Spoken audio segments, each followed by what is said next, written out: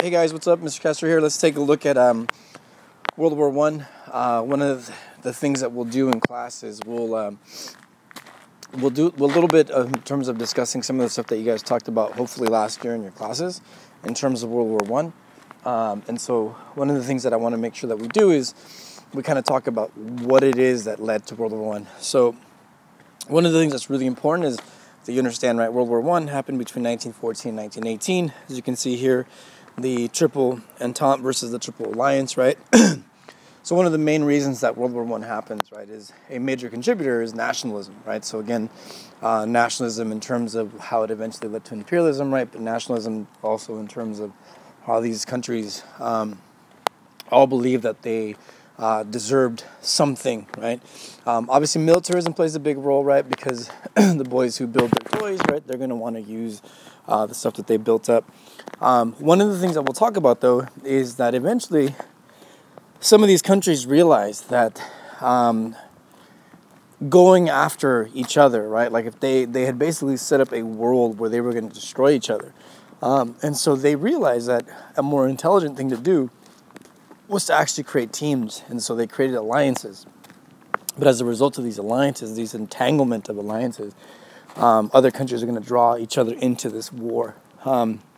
Another thing that plays a big role, like I said, right, is imperialism. And imperialism kind of encompasses all of the things that are going to happen in terms of World War One.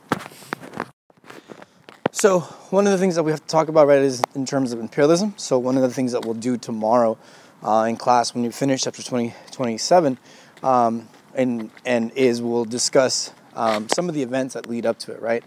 So one of the things that we have to understand, right, is that Austria-Hungary was one country. They're very much related to each other. So Austria-Hungary, being that it was one country, they decided that they were going to invade the country of Bosnia. And so right next door to Bosnia was another country called Serbia. And in Bosnia, there was a lot of Serbs. So one of the things that happened is when Austria-Hungary invaded Bosnia, it actually angered a lot of Serbs that were living next door. And so one of the things that ends up happening is there was a very nationalistic group in Serbia called the Black Hand. And they wanted to ensure that Austria-Hungary realized that they were not okay with the fact that they were invading a country that had some of its people in it. And so one of the things that we'll see, right, is that the Black Hand had essentially come up with a plan to assassinate the Archduke, who was the heir to the Austro-Hungarian throne. He was going to be next in line, and his name is Franz Ferdinand. And so in class we'll discuss the whole sandwich thing in terms of what happened, but the young man who actually is responsible for the assassination, right, is Gavrilo Princip. So Gavrilo Princip assassinates the Archduke. What ends up happening is this essentially, right, this event triggers the unraveling of all these alliances, right? And in class, we'll go over them. And if you remember, that's awesome. But we'll go over some of the unraveling of the alliances. So the 1914 assassination of the Archduke marks the beginning of the war. So again, like I said, the unraveling of the alliances. So Germany, Austria-Hungary, Italy, and the Ottoman Empire versus France, England, and Russia. And again, we'll talk about how that happens. So when this happens, President Woodrow Wilson declared American neutrality. He claimed that the United States would remain neutral throughout this war. So one of the things that happened, though, is that the United States continued to trade with the Allies and with the Triple Entente. And so as they were trading across the Atlantic, one of the things that was happening was the Germans during this time, they could not compete with the British Navy. So one of the things that they had created, that they had mastered, was the U-boat, the Unterwasser boat, right? So the submarine. And so one of the things that's going to happen is these German U-boats, which attacked in like packs of wolves, that's why they were called wolf packs, they attacked some of the American ships. And so the United States was really upset with Germany, saying, look, this is not okay. And so as a result, Germany and the United States ended up signing a treaty called the Sussex Pledge. And it was an agreement that the United States would limit the amount of trade to the Allies, and in response, or in return, I should say, that the Germans would stop sinking their ships.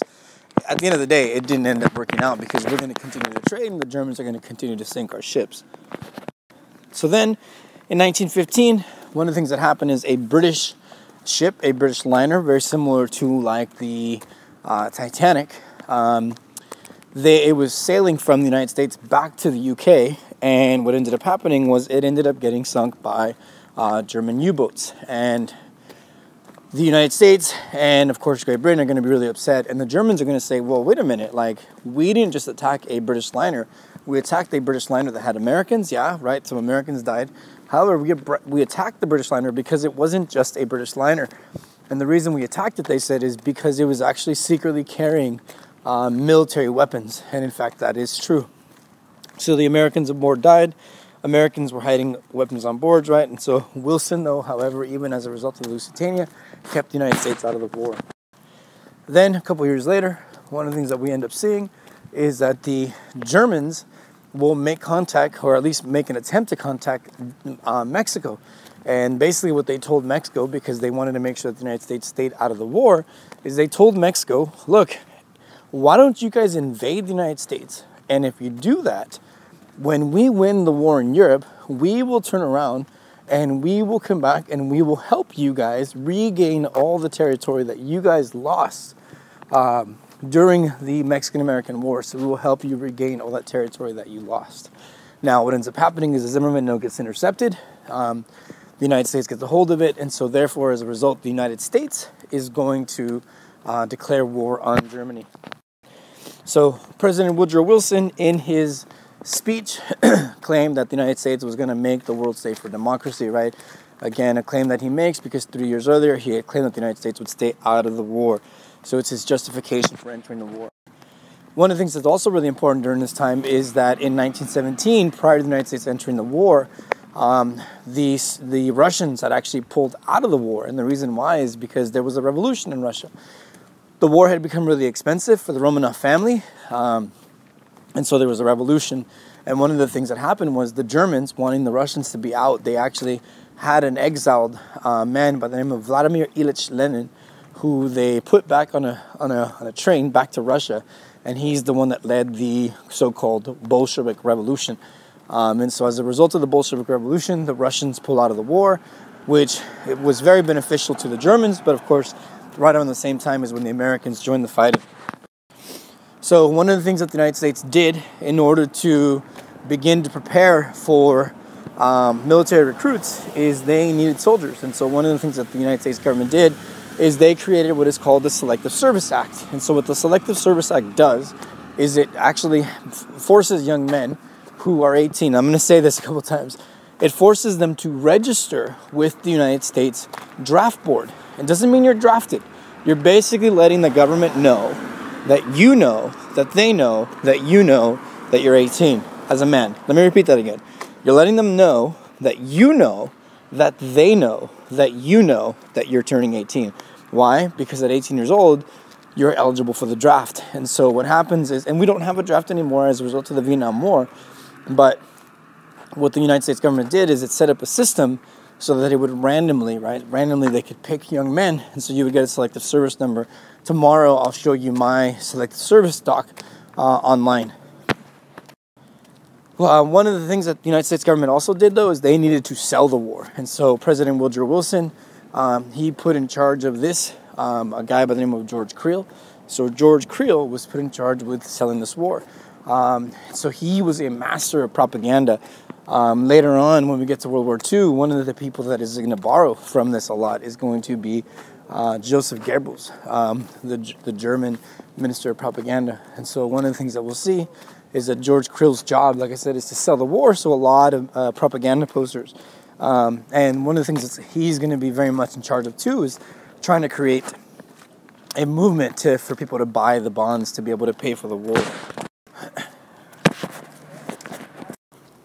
So when the Americans entered the war, for the most part, there was very much a stalemate that had been occurring for the last 3 years between the Triple Alliance and the Triple Entente. And this trench warfare is going to occur because neither side could actually move the other side. And so in class, we'll discuss in a little bit more detail in terms of some of the technology that emerges as a result of this. One of the things that's also important during this time is George Creel, you can make the argument, plays kind of a big role with this, is part of the propaganda was anti-German. And so there had already been a huge movement, right, by Americans in terms of prohibition, right? Temperance for a lot of women. And so the Christian temperance movement, right? So a lot of people already, Maine in 1851, Neil Dowell. So there was already a large movement to try to curb alcohol. And so when we went to war with Germany, it only made sense because of beer, right? It made sense that it was seen as being un-American, right? Or that eating a Frankfurter would be un-American, and so the Frankfurter becomes the hot dog. And so one of the things that we'll see is that Congress will ratify the 18th Amendment, and one of the things that helps in terms of the ratification of the 18th Amendment, like I said, is the fact that we are at war with Germany. So one of the things that Congress did also, very similar to the Alien and Sedition Acts, very similar to Lincoln suspending the writ of habeas corpus, Congress decides in 1917 that they need to silence our freedoms. And the reason they do is because we are at war. And so in 1917, Congress passed the Espionage Act. And what it basically did, they said it was necessary and proper for them to do this. It was because it was a time of crisis. And so it was supposed to silence critics of World War I. One of the people that's going to be affected by this is a man by the name of Charles Schenck. And so Charles Schenck is going to go to jail. And the reason why is because he broke the Espionage Act. And so we'll take a look at this case a little bit closer in class, but it's a very important case. So one of the things that I was telling you guys, right, is that we needed to pay for the war. And so part of the mobilization process, right, was getting Americans to buy into the war. So one of the things that we did is we sold Liberty bonds. And again, I'll kind of rehash with you guys how the bond system works. Another thing that obviously had a huge effect during this time was the fact that many, many women participated in the war. And so Woodrow Wilson was a big proponent of pushing for an amendment because of the effect that women had in terms of the workforce during the war. And so eventually, because of their efforts during World War I, women are going to get the 19th Amendment ratified by Congress, which gives women the right to vote in the United States. One of the things that also plays a huge role during this time, or in terms of effect, is the role of African Americans. And so African Americans had a very limited role in terms of the United States military. The reason why is because they were not going to be allowed to participate. And so one of the things that we did see is that a lot of African Americans did participate in terms of the French. And so they actually received numerous citations in terms of awards for participating in the French. There was actually a group of soldiers, African American soldiers from Harlem, New York, who the French nicknamed the Harlem Hellfighters. And they received lots of citations, including the cross, the French Cross, the French Navy Cross, which is one of the highest awards you can receive. And so one of the things that we also see is that during this time, a lot of African Americans are going to move into northern cities, mostly in the Northeast. However, some to places like Oakland, San Francisco, and Los Angeles. But for the most part, the East. During the Second Great Migration, we will see an even greater migration of African Americans, especially into western cities. With more and more African Americans moving, though, into these northern cities, it's going to create culture clashes. And so in class, I'll talk to you a little bit about the incident that took place in Chicago, these race riots. So President Woodrow Wilson, when we declared war, he outlined what it would take for the world to have peace after the war. So it's called Wilson's 14 points.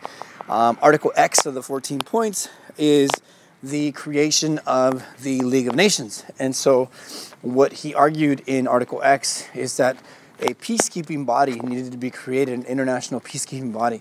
And this is going to be very controversial for our Congress, because our Congress wanted to maintain its war-declaring power. And so if we entered into any type of alliance, it would kind of strip our Congress of that war-declaring power. So during the end of the war, the Kaiser Kaiser Wilhelm, he is going to flee. And so one of the government in Germany that takes over is called the Weimar Republic. And they are forced to negotiate and sign what eventually becomes the Treaty of Versailles in France. As a result of the Treaty of Versailles, Germany is forced to pay $33 billion in reparations. President Wilson was hoping that the Treaty of Versailles would be a treaty of peace, but instead it's really a treaty of vengeance. So the Treaty of Versailles, like I said, signed in 1918. It is the treaty that ends the war. The United States Congress would not ratify the treaty because, again, like I said, because of the League of Nations. So Woodrow Wilson's most controversial aspect, again, like I said, the League of Nations, right? The idea was that an attack on one would be an attack on all. And again, like I said, it took away Congress's war-declaring power. This became really difficult for Wilson because some of them were against him. They became known as the irreconcilables. They were really angry. Like, for example, Senator Henry Cabot Lodge was really angry at him because not only did he not take them to sign the Treaty of Versailles, but he would not listen to them and was not willing to negotiate. And so there leads to a lot of questions in terms of who really is at fault for the lack of the signing of the Treaty of Versailles. Was it Congress, the irreconcilables, or was it Woodrow Wilson's stubbornness? And so again, we'll talk a little bit more about these things in class.